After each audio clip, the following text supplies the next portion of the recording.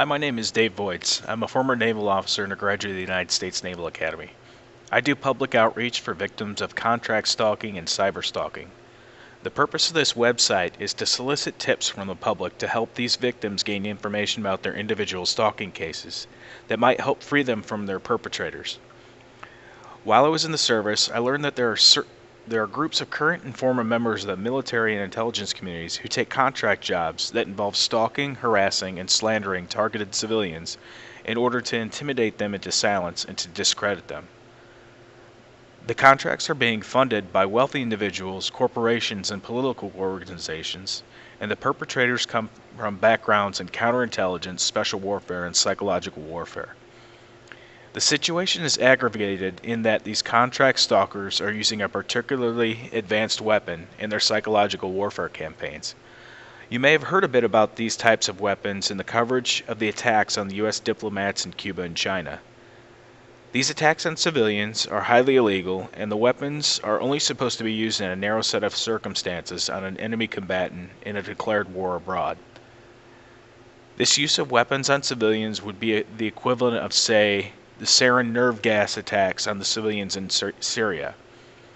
I'm far from the first person to find out about this crime who has spoken up about it, but the way the victims are discredited is so very thorough that previous attempts to expose these crimes just haven't been able to stop the attacks or bring many of the perpetrators to justice. I've been doing public outreach for a couple years now. I started in 2016 with a cross-country walk. I tried to create a human interest story to raise awareness of these crimes, and I walked about 1,000 miles from Lewes, Delaware to California, Missouri. I talked to newspaper, radio, and television reporters along the way, and since then I've done letter-writing campaigns and traditional advertising.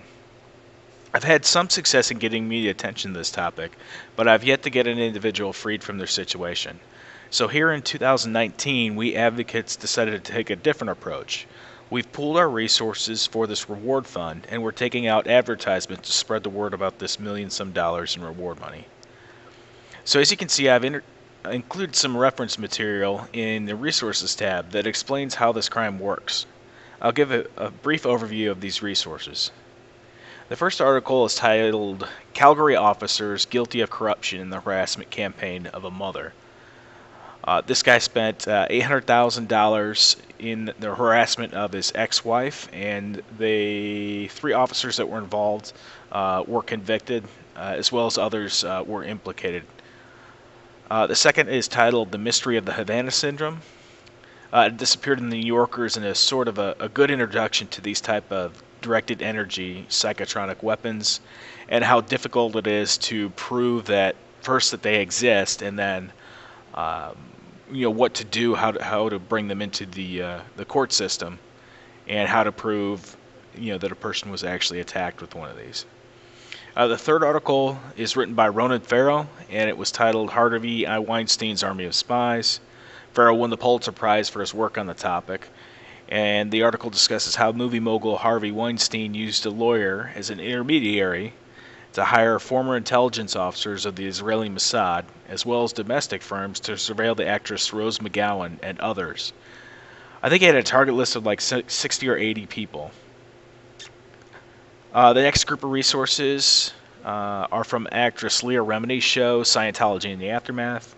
Remini was a Scientologist who left the church in 2013, and her show details how the church hires out private investigators to perpetrate a fairly identical discrediting campaign. The Church of Scientology stalking program is called Fair Game, and this series showcases Mike Rinder, who ran the covert operations arm of the church. He was responsible for perpetrating some of these intimidation campaigns, and he shares some of the mechanics of how these campaigns work. So the second episode I have listed there is called Merchants of Fear.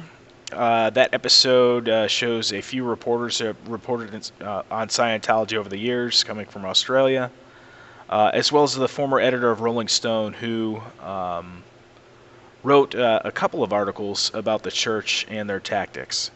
Also, there's a lawyer that describes his experience helping victims as they leave the church, and then his work in the court system for those who had been harmed by the church. Also, there's a former member of the Guardian's office, and he describes and corroborates some of what he did to Paulette Cooper, which was a very famous case uh, in the realm of Scientology and stalking. In the Spies Like Us episode, which aired recently, a former perpetrator discusses her involvement in some of these stalking campaigns, and she corroborated that the church does maintain 24/7 video surveillance of all targets, and if they ever lose sight of them, their GPS tracked as well. Another resource, Alex Gibney's Emmy Award-winning documentary Scientology in the Prison of Belief. The film was a major force in bringing the abuses of the church to light and describes some of the stalking and harassment as well. The final resource I have in the tab there is the foreign language film The Lives of Others.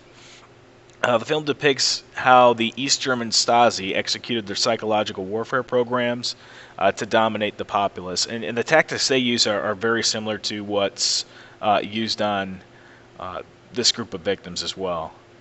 Thank you so much for visiting the site. We really look forward to hearing tips that you might have.